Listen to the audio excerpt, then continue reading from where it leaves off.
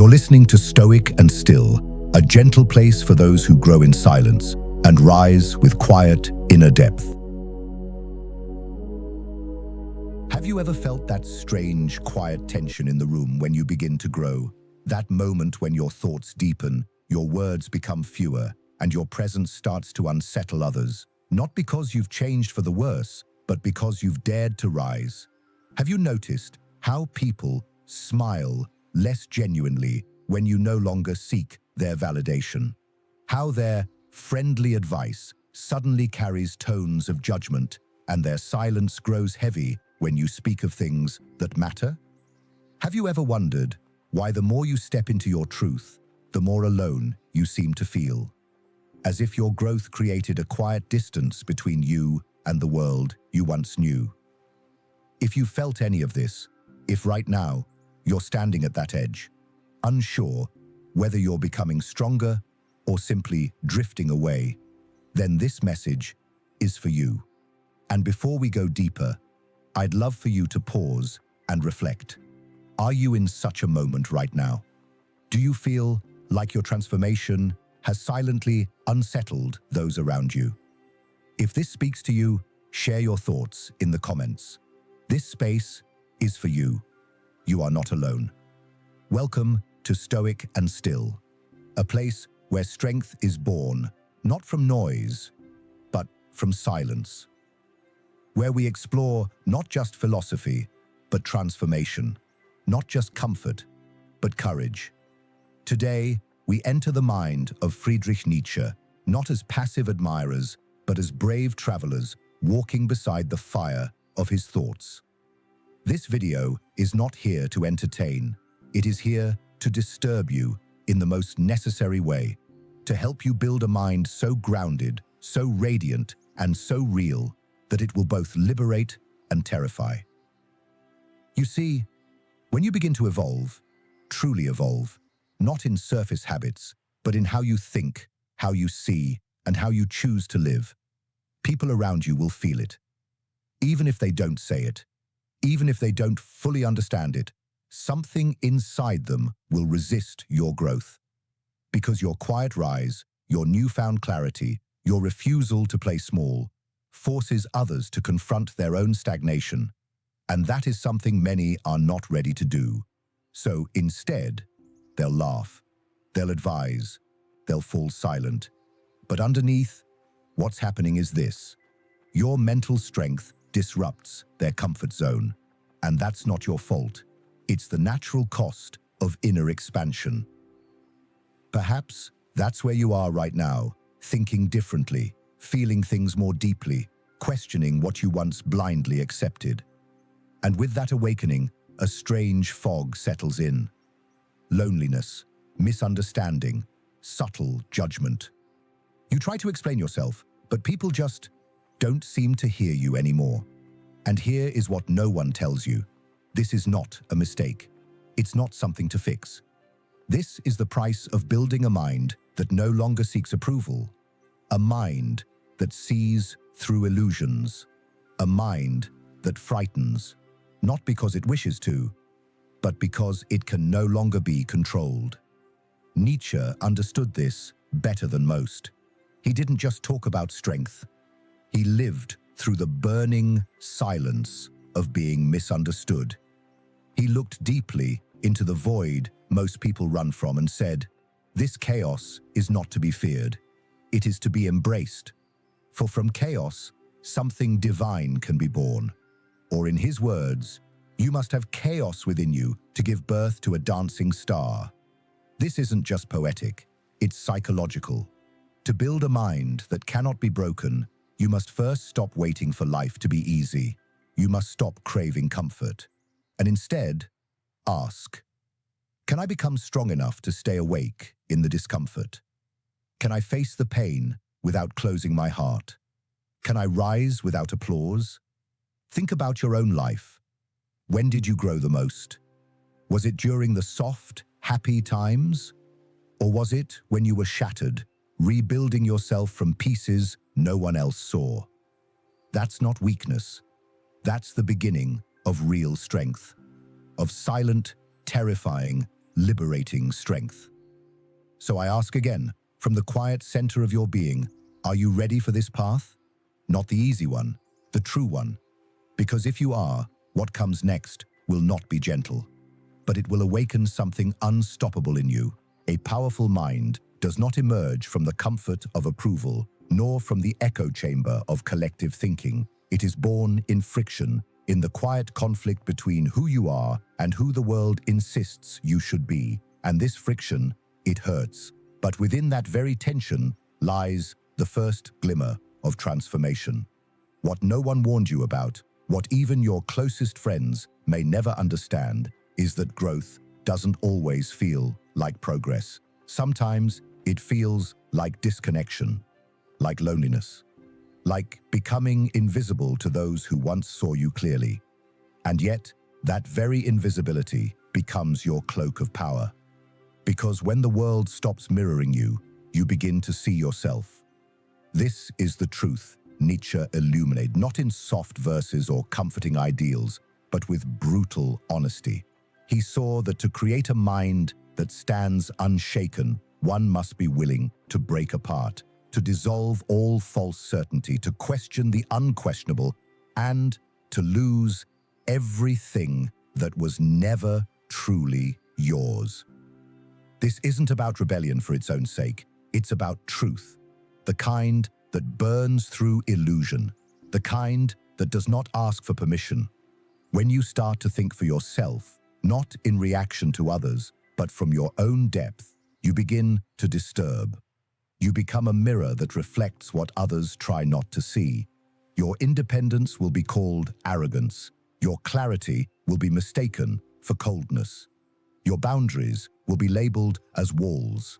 But beneath all the labels, you are becoming something rare, a self-governing being, a soul no longer ruled by the crowd. And this, precisely, is what Nietzsche meant when he wrote that a truly strong mind is dangerous, not because it seeks to harm, but because it cannot be manipulated, because it reveals, by simply existing, how much of the world is asleep. So ask yourself now, gently, have you felt this? Have you noticed how the more you trust your voice, the less others seem to hear it? Has your growth made you feel both powerful and strangely alone? If so, comment below. Your story is needed, not just for you, but for others who silently carry the same questions. Because while most seek belonging, you are now called to something deeper, sovereignty. And that is not a place, it is a state of being. It means owning your thoughts, your values, your direction, not from pride, but from presence, not from resistance, but from clarity. And once you taste this state, you cannot go back. You cannot return to the illusion of external validation. You begin to crave something truer, something raw, something only you can define. Nietzsche believed that the cost of awakening was the death of comfort, the death of dependency, the death of the illusion that someone or something will come to save you. He said, "God is dead." And many misunderstood him. But what he meant was this: the time has come to stop outsourcing meaning, to stop waiting for permission, to stop kneeling before systems that profit from your submission. With the death of external authority comes the birth of personal responsibility, and that is terrifying, because it means that now everything begins with you. There is no sky to cry to, no divine plan to comfort you, no one to blame, only the raw, frightening beauty of freedom. And most people are not ready for that kind of power. They shrink from it. They retreat to dogma, to groupthink, to borrowed beliefs. But not you, not anymore. Because if you're still here, listening, feeling, reflecting, then something inside you already knows the life you were told to want is too small for the soul you are becoming.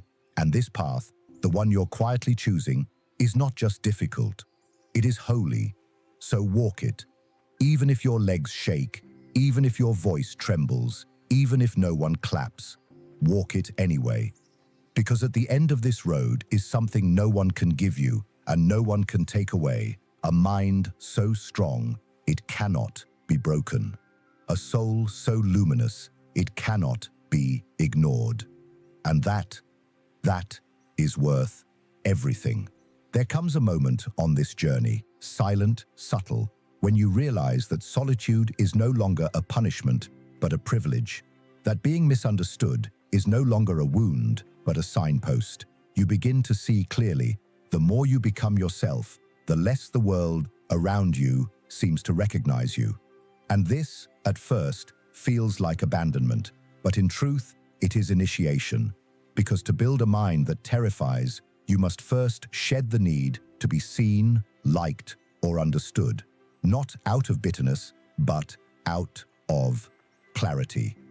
The kind of clarity that comes when you are no longer driven by the noise of expectation, but guided by the stillness of knowing.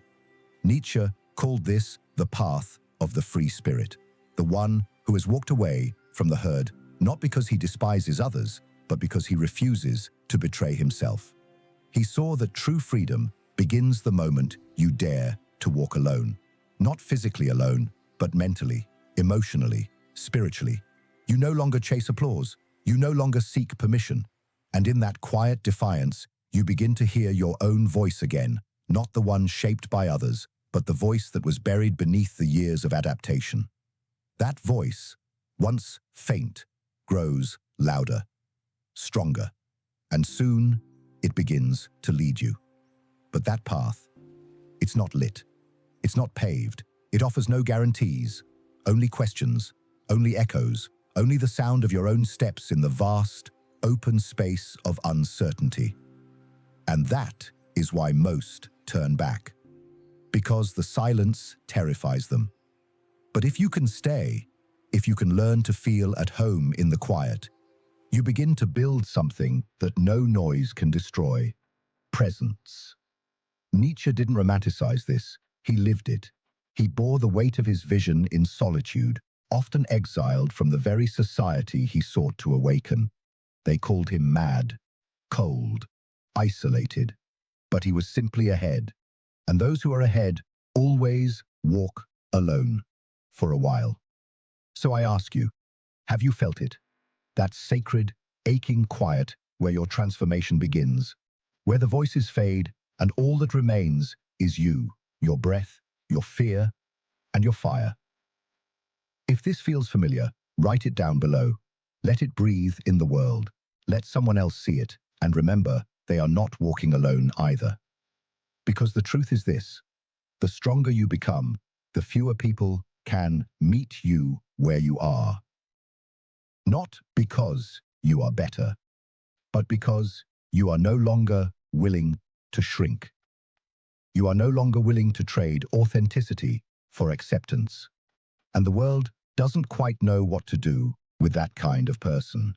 It will label you difficult, intense, too much, not enough. You'll hear it in their silences, feel it in their distance, and still you must continue, because what you are building is not for applause, it is for liberation. You are creating a new self, not in defiance of others, but in devotion to your truth. You are stepping out of the shadows of imitation and into the bright, sometimes blinding light of your own becoming. That light will attract some and repel others. Let it. For what you lose in company, you gain in clarity. What you lose in comfort, you gain in command. What you lose in familiarity, you gain in freedom. This is the price. This is the path. This is the quiet revolution Nietzsche whispered to those willing to listen. And now it whispers to you. So if the nights feel heavy, if the silence grows loud, if the path ahead seems lonely, remember this: you are not broken. You are becoming. Keep walking. Even when your hands tremble, even when your heart aches, even when doubt crawls up your spine and tells you to turn around, keep walking. Because what awaits you is not a crowd, but a crown. The kind you place on your own head without waiting for anyone to approve. The kind that only those who dare to walk alone ever earn. There is a quiet war happening all around you, one not fought with weapons or power, but with values, with thoughts, with the courage to stand apart. And if you've made it this far, if your heart is still open and your mind still alert, then you are no longer a bystander in that war. You are a participant, a warrior not of aggression, but of awareness. Nietzsche warned us not of kings or tyrants, but of something far more insidious: collective mediocrity, that subtle force which demands conformity, not with force, but with smiles, that silent current pulling you back into the group every time you try to rise. It doesn't shout, it whispers. It calls your independence dangerous. It calls your depth too much. And if you're not careful, it makes you doubt your fire. You see, mediocrity does not attack with violence. It attacks with numbers, with consensus, with comfort. It tells you, fit in and you'll be safe. But safety is not the same as peace, and fitting in is not the same as belonging. To build a mind that terrifies, one that is truly sovereign, you must face this quiet enemy without bitterness, but with resolve. You must learn to walk in rooms where your silence says more than their noise, where your calm disturbs the chaos, where your depth threatens the superficial. Have you noticed this? That the more at home you become in yourself, the more others seem unsettled. That your presence alone can shift the energy even when you say nothing. This is not arrogance, it's alignment. It's the energy of someone who no longer needs the world to agree. But here is the hard part. It comes with loss. You will lose people. Not always in anger, but in silence, in fading, in subtle distance, and it will hurt. Not because you need them, but because a part of you still longs to be understood. That is normal. That is human. But don't let it stop you. Because what Nietzsche knew, and what you are discovering, is that greatness cannot grow in the soil of universal approval.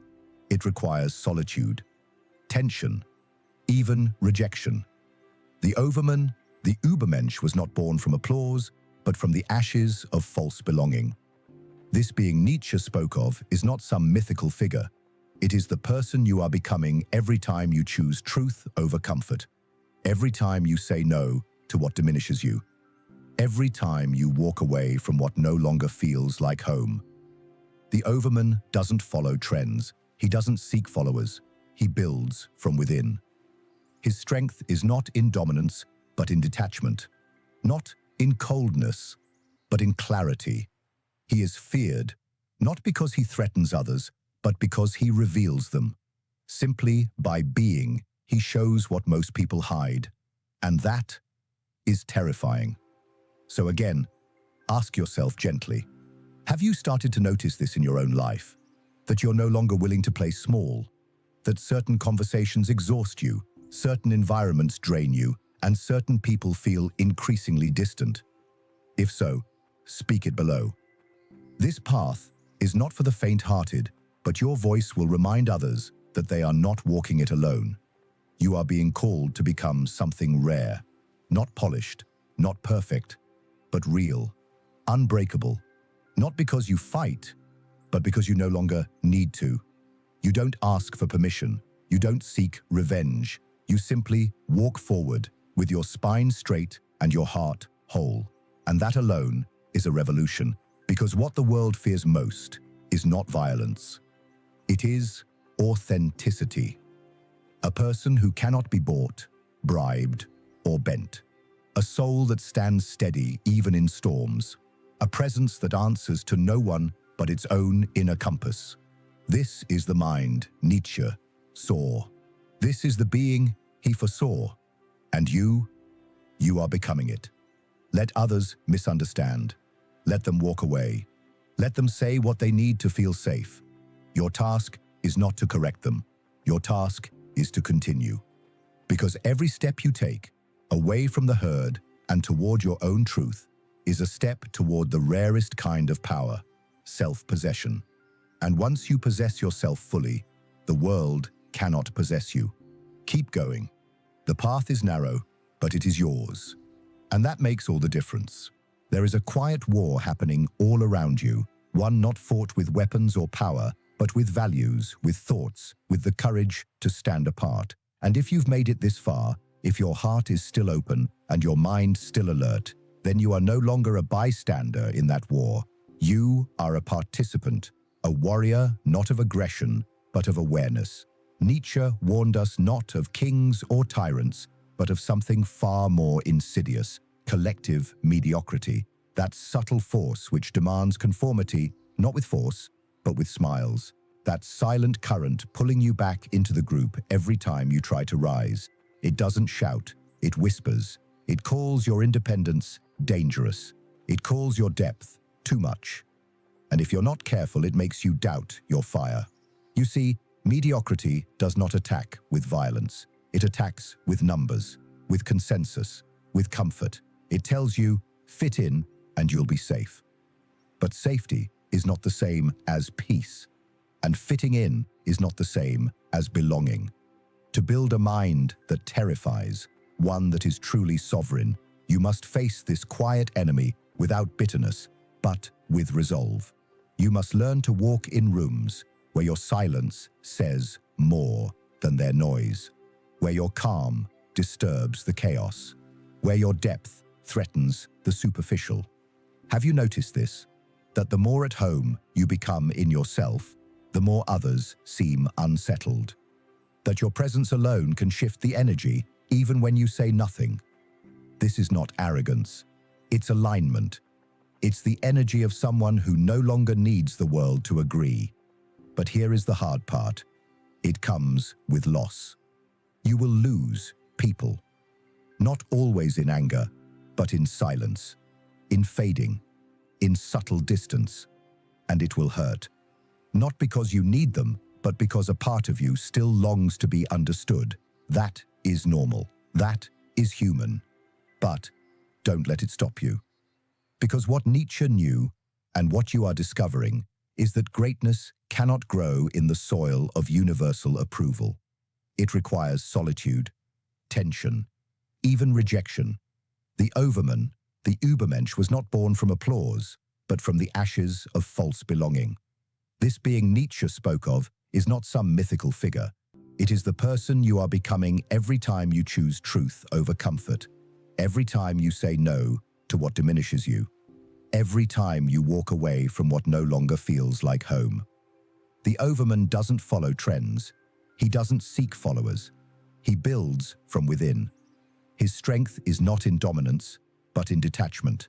Not in coldness, but in clarity. He is feared, not because he threatens others, but because he reveals them. Simply by being, he shows what most people hide. And that is terrifying. So again, ask yourself gently, have you started to notice this in your own life? That you're no longer willing to play small? That certain conversations exhaust you, certain environments drain you, and certain people feel increasingly distant? If so, speak it below. This path is not for the faint-hearted, but your voice will remind others that they are not walking it alone.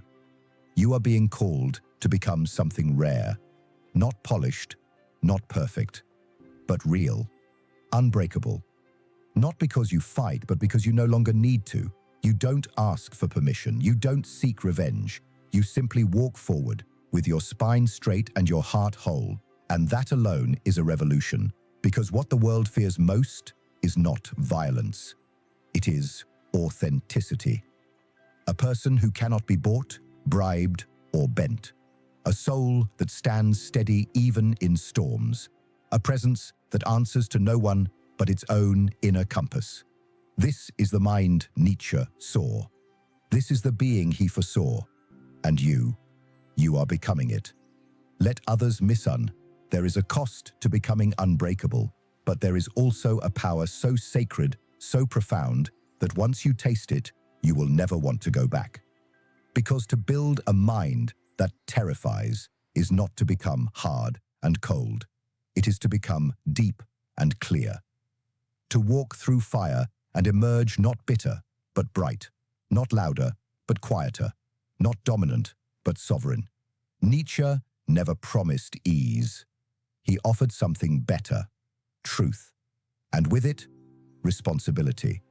The responsibility of authorship, of owning your life, not as a reaction to what was given, but as a conscious creation. A life designed not by fear, but by will. Not by habit, but by choice. And this is where most people stop. Because to choose fully means to let go completely of what is familiar, of what is expected, of what once comforted you in exchange for what now wakens you. So, let us stand. Let them walk away. Let them say what they need to feel safe. Your task is not to correct them. Your task is to continue, because every step you take away from the herd and toward your own truth is a step toward the rarest kind of power: self-possession. And once you possess yourself fully, the world cannot possess you. Keep going. The path is narrow, but it is yours. And that makes all the difference.